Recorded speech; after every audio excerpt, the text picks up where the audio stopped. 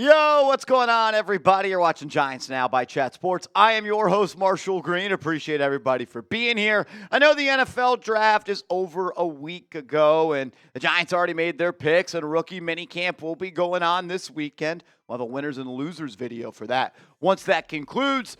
But I wanted to take a look back at the NFL draft, as did Jeremy Fowler of ESPN, and he shared some pretty juicy stuff on the Giants and kind of how they ended up where they did when they selected certain players in the NFL draft. And let's just rip the Band-Aid off. It was always Jaxson Dart over Shedeur Sanders for the New York Football Giants.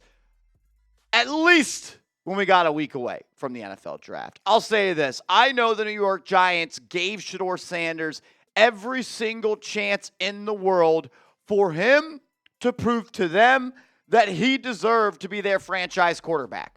And unfortunately, it didn't work out for him. And the Giants ended up with Jaxson Dart. This is what Fowler said in that write-up. Quote, the Giants said they settled on Jaxson Dart after the Monday meetings of draft week. Quote, at that point, he had checked all the boxes, a team source said of the Ole Miss prospect. While the Giants worked out Shedeur Sanders the week before the draft, Sanders sensed much earlier that New York probably wasn't in the cards for him.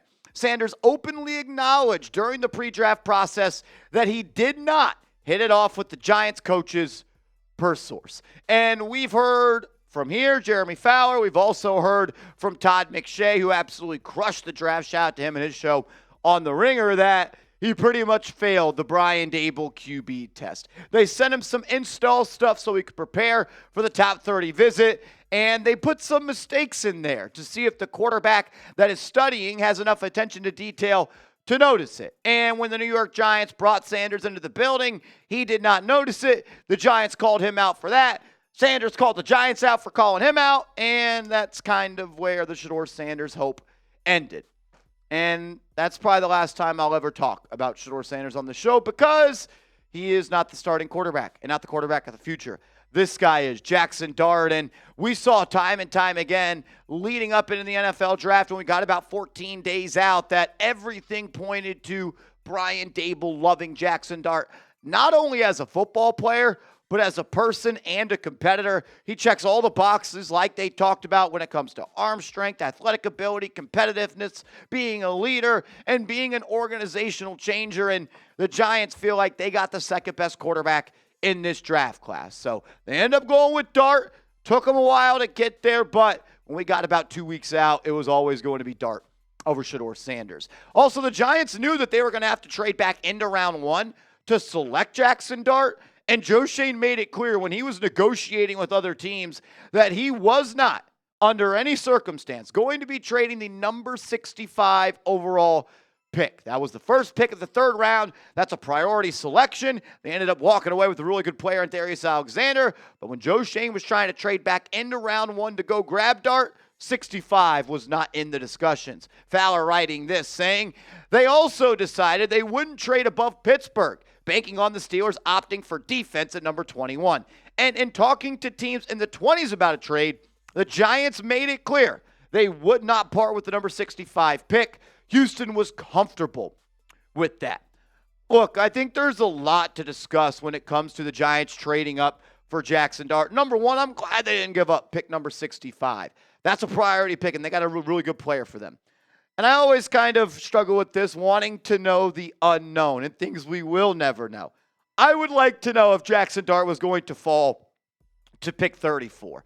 We saw no other team in the first round take a quarterback. We also saw the Los Angeles Rams trade out of their pick when the Giants leapfrogged them in the draft order to select Jaxson Dart. There's been some rumors that the Rams were interested in Dart, but nothing confirmed on that subject. So I would have liked to know if the Giants just stuck at pick 34, the second pick in the second round, would Jaxson Dart have slid that spot? Look, I don't mind the price to move up for the New York Giants at all. Look, you moved up from 34 to 25, and you sacrificed a future third-round pick, as well as pick number 99.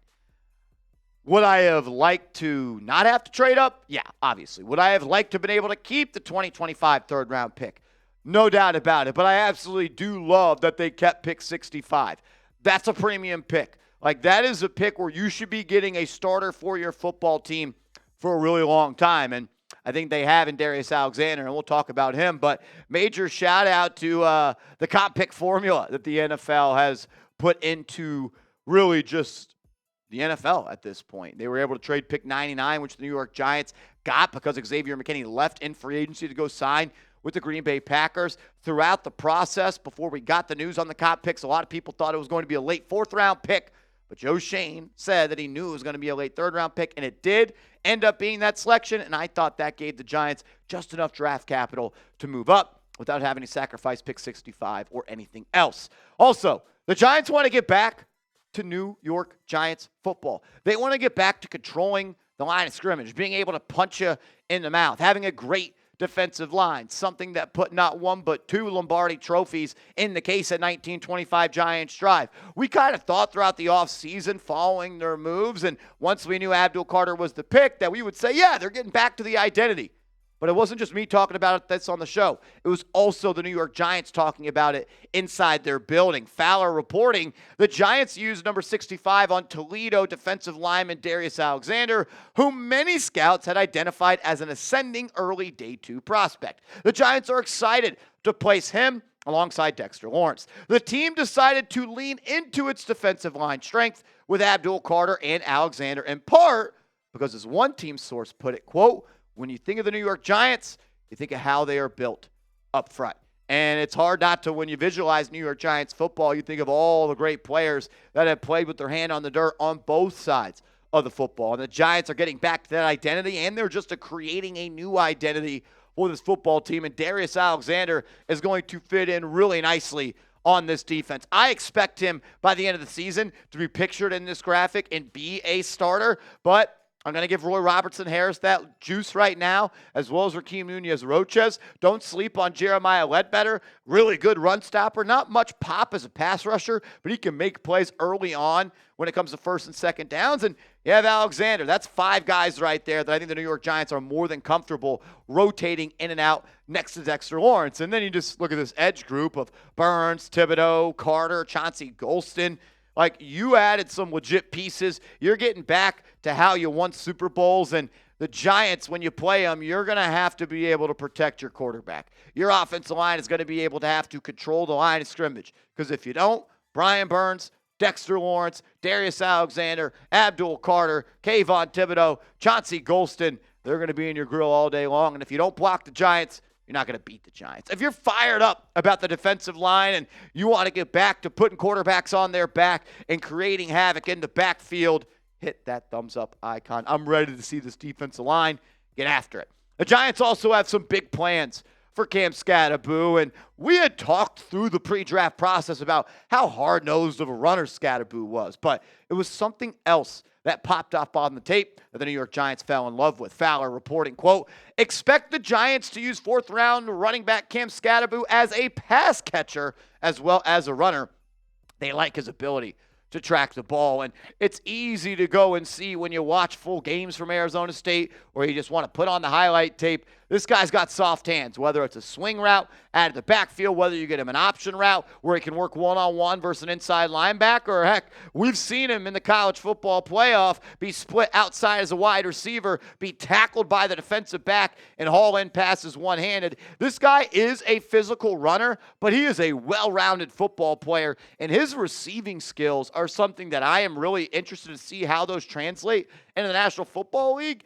And it gives me some hope that he can be a 3-down back in this league. And I'm not going to be shocked if we see more Cam Skattebo on third down than Tyrone Tracy. One, because he could put up receiving stats like 45 receptions for 605 yards, 13.4 yards per catch with 3 touchdowns. And he did it at Arizona State. He did it at Sacramento State. And he's going to do it for the New York Football Giants. And I think he's a better pass protector than a guy like Tyrone Tracy. And I think he's a harder runner. And he might be just as good, if not better, of a pass catcher. So I'm excited to see him, how he's used in that side of the game, but I can't wait to see him just run through a mother effer's face, just run through their chest one time.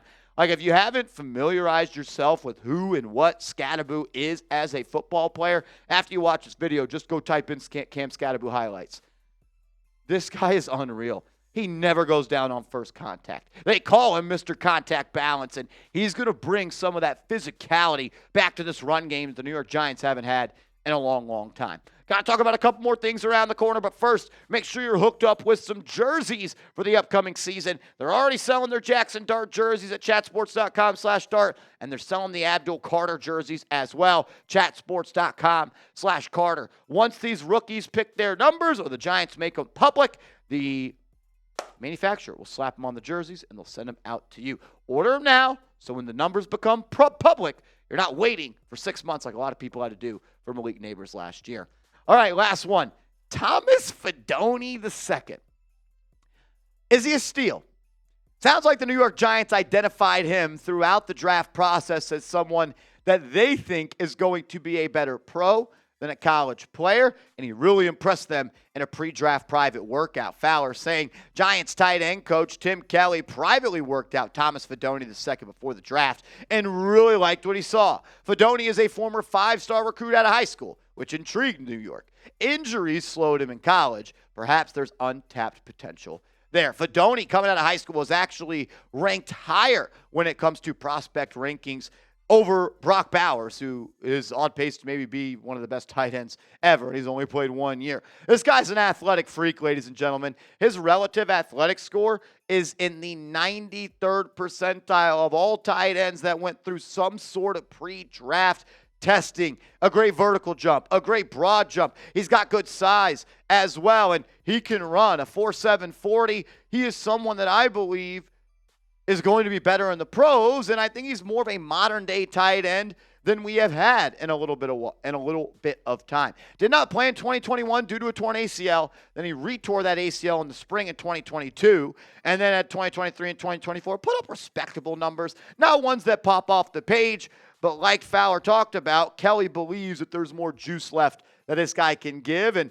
in a new NFL system with modern-day passing concepts and a big, tall, strong, fast tight end, maybe he might be able to reach a level of play that they haven't seen from him. Like, the tight end room is a little bit crowded. Giants expect a lot out of Theo Johnson. Seems like every time a reporter talks about Theo Johnson, they reiterate that the New York Giants love him and are expecting big things from him. But you also got Chris Manhertz, who they like a lot as a veteran, locker room presence, and a blocker. Daniel Bellinger, in my opinion, is a really balanced tight end. Doesn't seem like the Giants are absolutely in love with him, though. You brought in Greg Dulcich at the end of last year. You brought him back. He's got a relationship with Russell Wilson, and then Fidone. Maybe the Giants keep 3 of these guys. Maybe Fidone's going to be that third one over someone like Daniel Bellinger. I'm pumped up about this draft. And maybe it's just because I've talked about it so much. We put so much time into it. But even when I talk to people that aren't Giants fans, like, they're pumped up about what the Giants did. And it's hard not to be. You got the best player in the draft, arguably, in Abdul Carter. You got the quarterback you wanted. Darius Alexander, in my opinion, was a steal at 65. We love to pick a Skattebo. Marcus Bowe was graded out as a second-round player by a lot of people. And even Fidone and Corey Black, like, I could see them being impact players in their roles, whatever that may be, down the line for this football team. I'm just ready to see them play. I'm ready to see the rookies play, and I'm ready to see the Giants play. If you're ready for the NFL season to start and for watch parties to get back cracking on this channel, hit that thumbs up icon. It'll mean a lot to us. Make sure you also all are following me on social media. I'm on Twitter. I'm on Instagram, tweeting about the Giants and posting short-form content about the Giants every single day. We'll be back on the channel tomorrow with another video. So subscribe. Turn on those notifications. And if you haven't yet, please, please, please hit that thumbs up icon on your way out.